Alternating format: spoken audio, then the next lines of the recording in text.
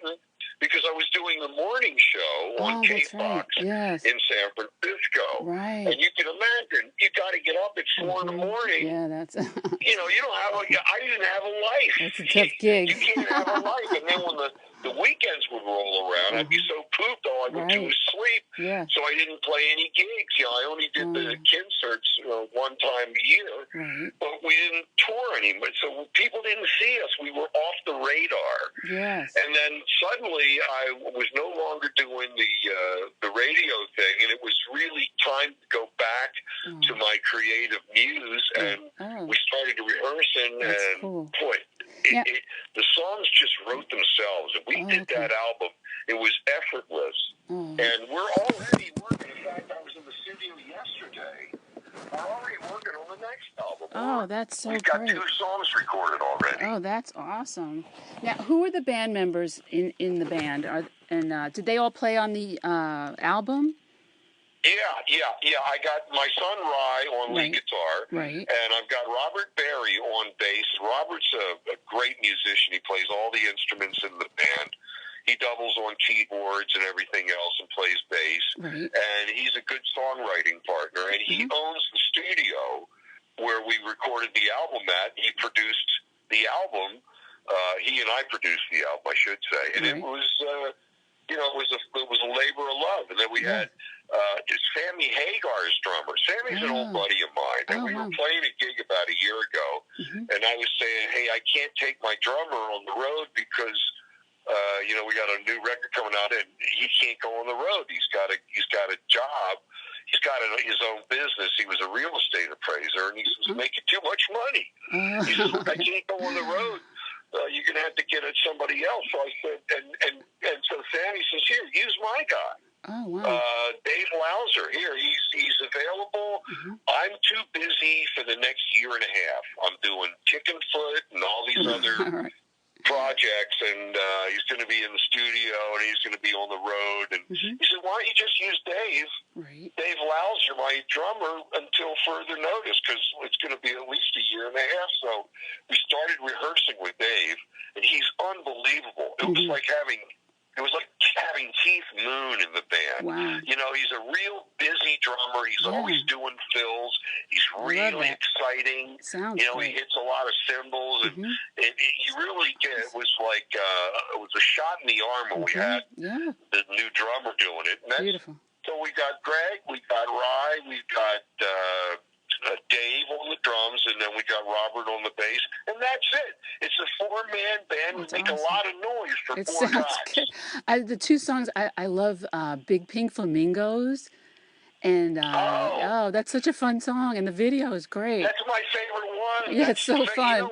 I love it. All the songs when we did that was the first song that we recorded for the Rekindled album, the first song. And so what fun. I was doing, we were in the studio messing around with song ideas, and I played for Rye. I said, I'd really like to do a song like "Oh Well" by Fleetwood Mac. Right. Where the guy sings and then he stops, and then you play an instrumental passage, and then he stops, and then he sings. So cool. And he goes, "Yeah, I know what you mean, Dad. You mean like Black Dog by Led Zeppelin." And I go, that's exactly what I meant. It's great when you got your son in the band, because you guys we think alike. Yes. So he goes home, does his homework. The next day he comes back in the studio, and he's got the riff that would become Pink Flamingos. And he plays it for me, and just out of the clear blue, I started singing Big Pink Flamingos. I don't know where it came from. Once I visualized the Trailer Trash Girl, with the stretch pants and the chewing gum. It's perfect in Florida. We got a lot of pink flamingos here in Florida. Once I got her in my mind, it was real easy to write the song. And that was the first one we did on the album. Love it. And that's one of the ones that we have the most fun doing with live. Oh, yeah. And then also The Life I Got, that one's awesome. I mean, they're all great. But that I really well, that's another one. Also. There's 3 kinds of songs on this album. There's autobiographical, like The Life I Got. Right. Then we've got fun songs like Cassandra and they're all great. Big Pink Flamingos. And then we got a couple of topical songs like I'm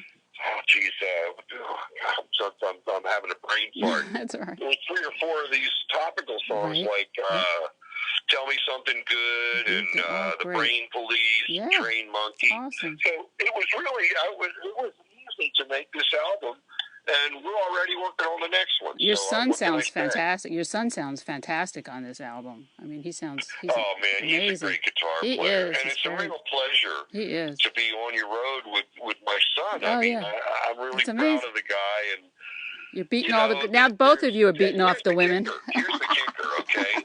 I also have 2 grandsons. Oh, wow. Yeah, they're 5. Mm-hmm. No, I'm sorry, they're 8 and 5. Wow. Mm-hmm.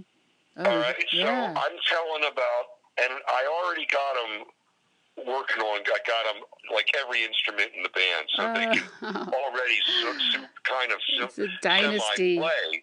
So I'm training these guys from an early age, because in 10 years, we're going to have 3 generations of Kihn in the band. Won't that be a trip? That's amazing.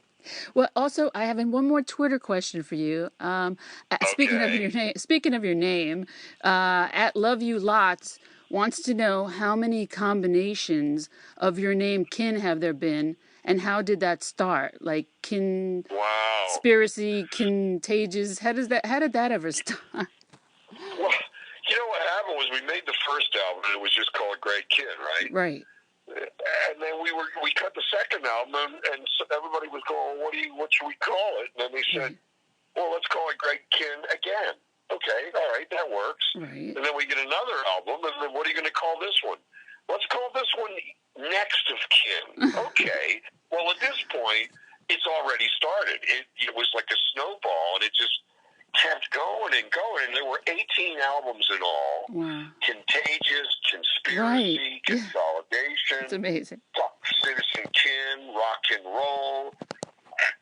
It was so many, I can't even remember them all. And the new one, because it continues now. Right. In use now. That's amazing.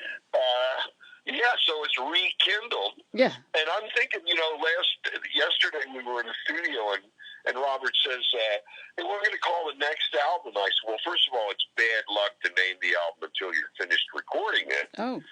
But I'm already thinking maybe Kinetic Energy. What do you think of that? I like that. That's good, too. Yes, that's cool. I got so many. My mother, bless her soul, she's gone now, but she loved it. She thought it was like an early way of branding. Yes, and very she true. loved it because everybody would remember Kihn. They all remembered your son's name. Oh yeah, that's Kihn.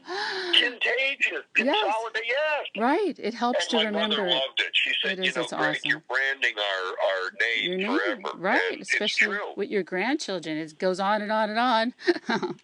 But now let me ask you, how to... It's a great world to be in. And it's beautiful. I've been so blessed. Yes. I had a bunch of careers here, and I've always had this creative spark. I never seem to run out of ideas, and I really love all of my jobs. I love my careers. I love playing. I love writing songs. I love writing novels. I love going on the radio. I love it all. Yeah. It's all a pleasure. Now let me ask you too, because how can people find out about where they can get your album and all about your social media and all that stuff? You're reading my mind because I was just going through my mental checklist. Right. Yes, you can get everything at gregkihn.com. Okay. That's gregkihn.com. All right. And by the way, all of the CDs and all of the everything has been reissued, so you could get anything that I've ever cut through gregkihn.com. By the way, I'm one of the few guys that you'll talk to that owns all of his own publishing. Over the years, I bought it back from all these record companies, and now at this point, I own all of my songs. So great. I own the publishing, the master recordings, everything. Good for you. That's cool. It's really nice because they're all like my little babies, and I take care of them.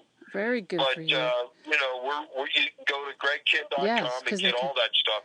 And it's the novels are up there. Yeah. And by the way, it's all available everywhere across the board. So you can get it at iTunes. Right. They can find out where your tour is, where you're playing. Wherever. Also, all of my novels are up. and you can get all of them at Amazon, and very good.